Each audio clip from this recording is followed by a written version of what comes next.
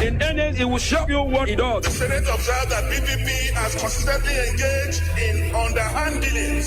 Since the man just come back, nothing to talk to followers. When your brother is producing something and you patronizing your brother.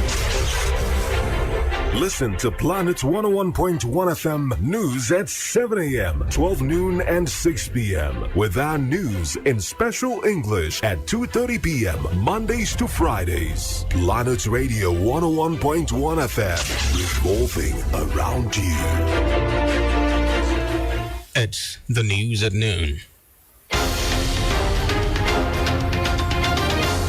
In the news, President Muhammadu Buhari again holds Security Council meeting with service chiefs.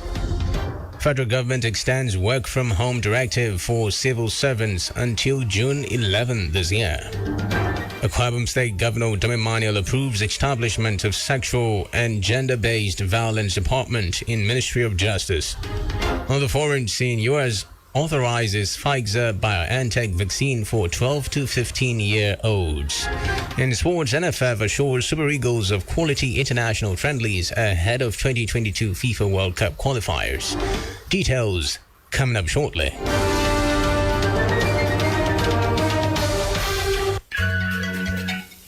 Good afternoon and welcome to the news on Planet Radio 101.1 FM. Uyo, my name is Xavier Robert.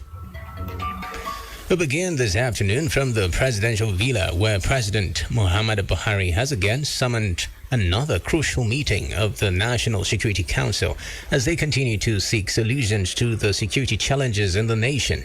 President Muhammadu Buhari is presiding over the security meeting, the third in the series at the State House. Those in attendance include the Vice President, Professor Yemi Osibanjo, Secretary to the Government of the Federation, Bas Mustafa, and Chief of Staff to the President, Professor Ibrahim Gambari. Others include Minister of Defense, Retired Major General Bashir Magashi, and the National Security Advisor, Retired Major General Babagana Manguna.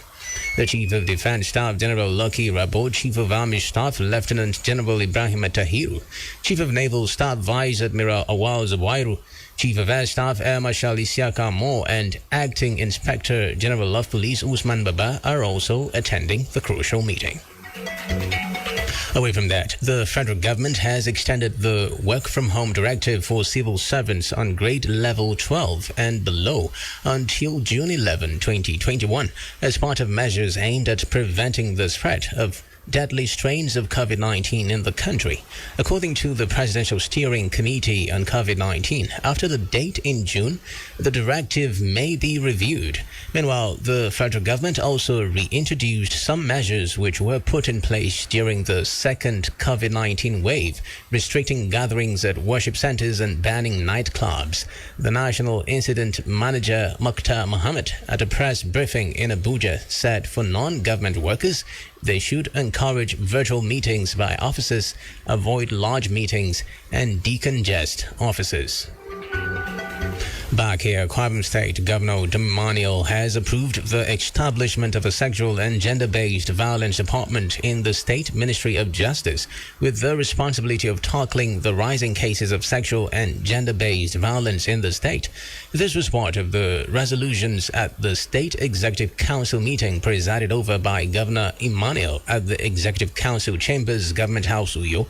Briefing Government House correspondents at the end of the meeting, the State Commissioner for Information Strategy, Comrade Inni Emomobong, said the department will collaborate with the Ministries of Women Affairs and Social Welfare, Health and other critical agencies to effectively tackle rape and other related crimes in the area. According to the Commissioner, the Council also directed the establishment of school farms in all public primary, secondary and technical institutions in the state to boost food production and ensure food security in the state.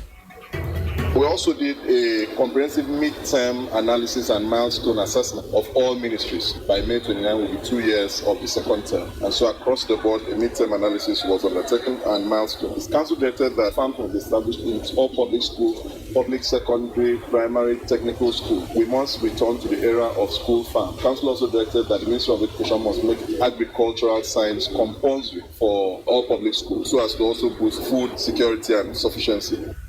Government House correspondent Jane Noah reports that Emma Mobong added that the council further directed that all youth corps members posted to the state should be assigned to schools to teach.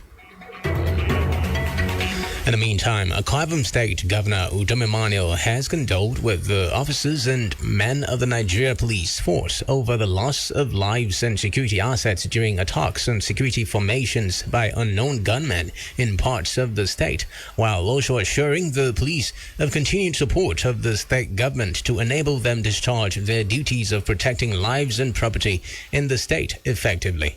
Governor Emmanuel, who stated this during a visit to the state police headquarters to commiserate with the command over the incidents, charged them not to be discouraged by the happenings, but to redouble efforts to apprehend the perpetrators. While commending their efforts in guaranteeing relative peace and security in the area, the governor maintained that the security breaches in the past few months were not a reflection of the true security situation of the state. These few stories making headlines, it's not the kind of story that normally emanates from here. You people have worked so hard over the years, serving in a command in a state that has been ranked by almost all as one of the most peaceful in this country. It took you a whole lot to build that. Don't lose it for any reason. Let's try as much as possible to maintain that which we have. Thank you for all your support. We'll continue to work together, partner together to entrench peace in this land, one of the most peaceful states in Nigeria. Governor Emmanuel therefore called on public-spirited individuals and corporate organizations to support the families of the officers who lost their lives during the attacks, especially in the education of their wards, and announced financial support to ameliorate the difficulties of the families of the slain officers. But as a government, I want to say that whatsoever we can do through this state command to reach those family members, we will try and do it. We learn some of them will be buried. ESCO members have made me to communicate to you that immediately the state government will make available the sum of 60 million naira on the families of those that lost their lives, so that at least you can help meet basic expenses at the moment. And I also want to call on NGOs, if they can pick some of those children and sponsor them in education, that will also help. Government House correspondent Jane Noah reports that earlier the State Commissioner of Police Amiageme Andrew had disclosed that the command lost 21 officers and other security assets within the period, but noted that the visit of the governor will enhance the morale of the officers. We have lost a total of 11 rifles. 7 persons have been injured. 9 vehicles have been burnt. We are deeply touched. The only way to avenge this death is to bring the perpetrators to book. And we will assure you, Your Excellency, we will do just that. We will not leave any stone unturned until we get that done. For them to see you today and talk to them, I think things will change, take a different turn. We have spoken to them, and they have given their word to rejig every security arrangement we have in such a way that we'll be able to bring these criminals to book. Away from that, the immediate past member representing Itu State constituency in the Akwa Ibom State House of Assembly, Prince Idong Esritwen, has expressed worry over the alarming rate of youth unemployment in the state in recent years, while suggesting the institution of what he called a Akwa Ibom Social Service Scheme to engage unemployed graduates in the state. Prince Itwen, who is a one-time chairman of Itu local government area, while speaking with Planet News in Uyo, lamented the circumstance that recently led to the murder of a young graduate in Ubong Morin after she was reportedly lured to an unknown location in the guise of being offered a job.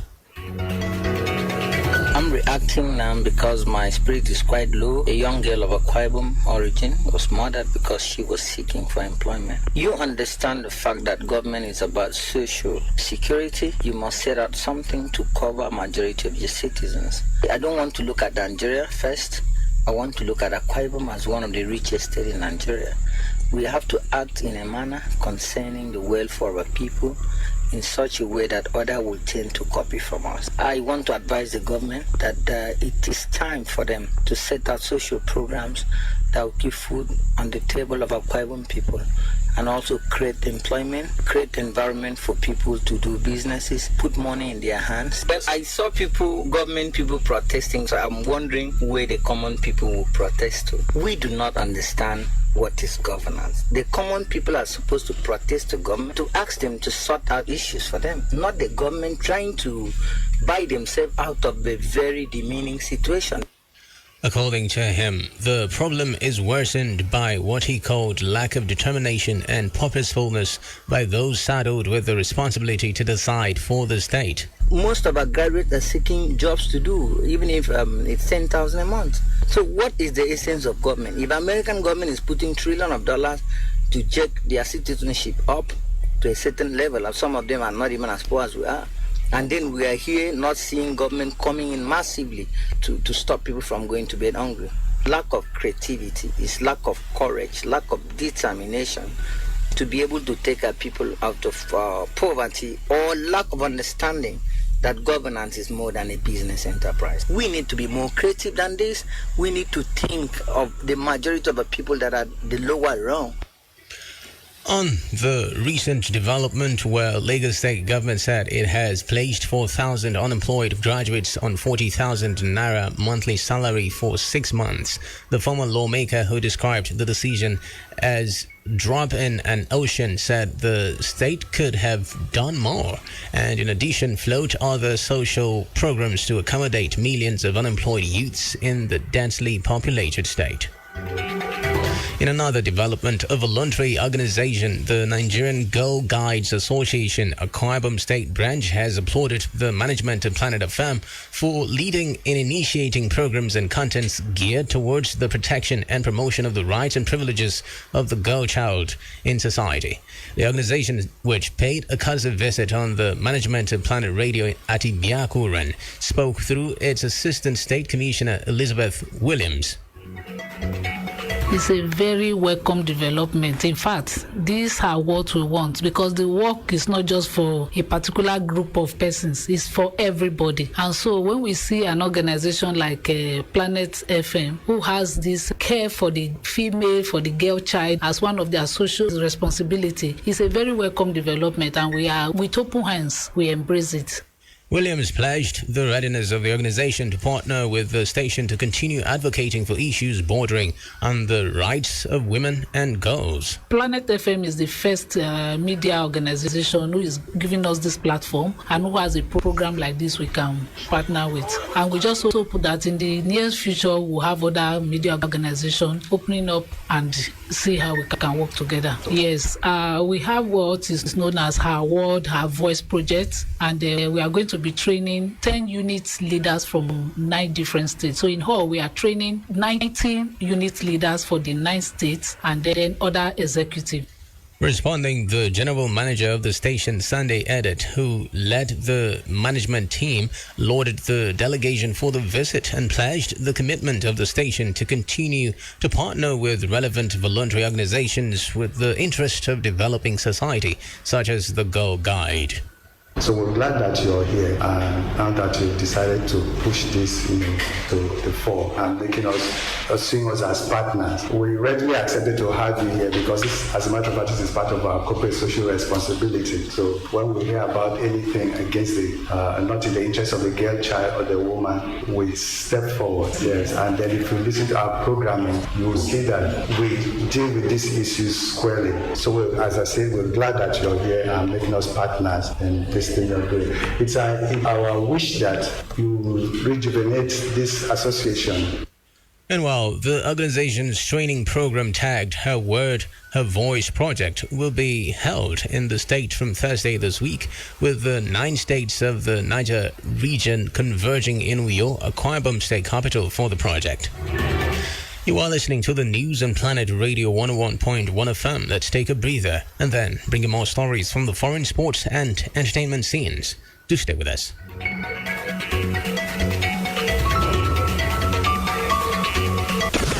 Hit music. Brand new hits. New music. Trending and still banging. Can't get enough of it. On Planet 101.1 FM, Uyo. Thanks for staying with us. And now on to the foreign scene, where the U.S. Food and Drug Administration FDA has authorized the use of the Pfizer-BioNTech COVID-19 vaccine for children aged 12 to 15 years old. President Joe Biden said this is a promising development in the country's fight against the virus. Reports say the FDA previously granted an emergency use authorization for the Pfizer-BioNTech vaccine to individuals aged 16 and older. Elsewhere, a school shooting in the Russian city of Kazan has left at least 11 people dead, with most of the victims being children. A teenager was detained after the attack at the school, located some 820 kilometers east of Moscow in the mainly Muslim Republic of Tatarstan. Police have opened an investigation, but no motive has yet been established. Meanwhile, Tatarstan President Rustam Minikhanov described the shooting as a disaster and a tragedy. In sports, Nigeria Football Federation NFF Vice President Seyi Akinwumi has assured that they will engage the Super Eagles with quality international friendly games ahead of the 2022 FIFA World Cup qualifiers and 2022 Africa Cup of Nations. He made this known on the backdrop of the postponement of the World Cup qualifiers, which were scheduled to commence next month, but has been moved to September due to coronavirus pandemic, as well as to ensure the qualifiers are played at standard stadiums across the continent. The qualifiers will now be played in September, October, November 2021, as well as March 2022 for the final playoffs. Nigeria are drawn in a group that consists Liberia, Central African Republic, and Cape Verde. They were to have hosted Liberia next month in Lagos to kickstart this group stage of the qualifiers. In his reaction, Akinwumi said that the NFF was working effortlessly to ensuring that they organize quality international friendly matches for the Super Eagles. And on the entertainment scene, American actor and producer Tom Cruise has returned all 3 of his Golden Globe trophies after NBC cancelled the Hollywood Foreign Press Association HFPA's award broadcast for 2022 amid an outcry over lack of diversity. The Mission Impossible star, 58, won Best Actor for Jerry Maguire in 1997, Best Actor for Born on the 4th of July 1990, and Best Supporting Actor for his role in Magnolia in 2000. Tom is the latest in a growing list of actors and companies, including Netflix, Amazon, and NBC, that are protesting the Hollywood Foreign Press Association. It has been the news on Planet Radio 101.1 FM, Uyo. But before we go, a quick recap of the major stories. President Muhammad Buhari has again summoned another crucial meeting of the National Security Council as they continue to seek solutions to the security challenges in the nation. Federal government has extended the work-from-home directive for civil servants on grade level 12 and below until June 11, 2021. Akwa Ibom State Governor Udom Emmanuel has approved the establishment of a sexual and gender-based violence department in the State Ministry of Justice with the responsibility of tackling the rising cases of sexual and gender-based violence in the state. On the foreign scene, we told you that the U.S. Food and Drug Administration has authorized the use of the Pfizer-BioNTech COVID-19 vaccine for children aged 12 through 15 years old. And in sports, reported that Nigeria Football Federation Vice President Seyi Akinwumi has assured that they will engage the Super Eagles with quality international friendly games ahead of the 2022 FIFA World Cup qualifiers and 2022 Africa Cup of Nations. For comments and coverage of newsworthy events, to call our newsroom on 0812-770-2940. Visit our website on planet101fm.ng and follow us on Twitter at planet_101fm. Also like our Facebook page at planet101fm. Uyo. The news was edited by Jane Uwa. Before we end the news, let's note that it is pertinent that we all collectively resist the wanton destruction of security structures and manpower across Nigeria. Our well-being largely depends on it. My name is Xavier Robert. Good afternoon to you.